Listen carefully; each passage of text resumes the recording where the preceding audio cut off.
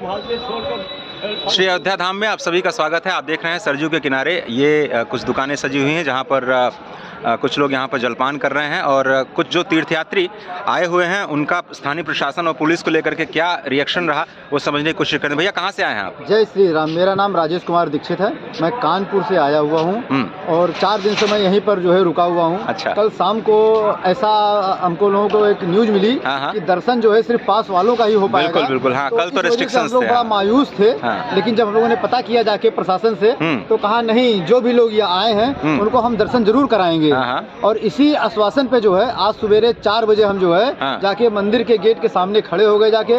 और वहाँ से 7 बजे जो है हम लोगों को जो है एंट्री दी गई जी। पुलिस प्रशासन वहाँ पे इतना सख्त था कि हम लोग देख के घबरा रहे थे। भीड़ बहुत ज्यादा थी। जी जी। कम से कम पहला दिन था जी जी। ज्यादा भीड़ थी वहाँ पे। तो किस तरीके से एंट्री करेंगे और हमें लग रहा था पहले एंट्री थोड़ा कर देते लाइन से तो ज्यादा बेहतर होता। लेकिन लाखों की भीड़ों को कैसे मैनेज किया जाए। जी जी।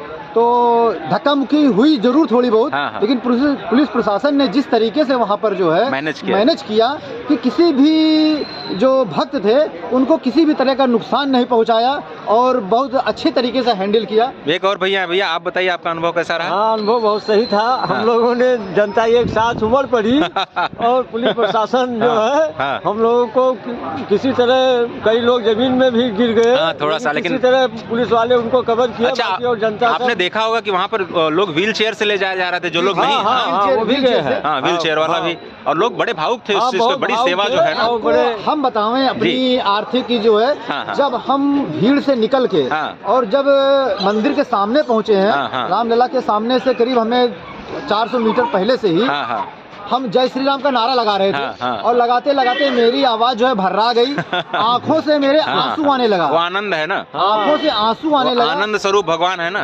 दौड़े हम लोग। ठंड हवा सब गायब हो गया। किसी को ठंड नहीं लगा। सुबह 4 बजे स्नान कर लिया गया। सरजू स्नान 4 बजे हुआ।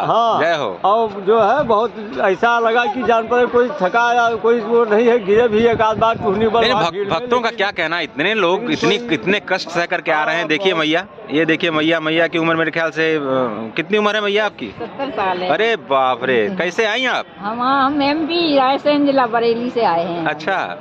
तो कितने दिन से आई हैं? हम नहीं, हमको 12 दिन हो गए आज। 12 दिन? 14 तारीख को आ गए थे हम। तो कितनी बार दर्शन हुआ भगवान का? भगवान का दर्शन एक दिन करे आए थे।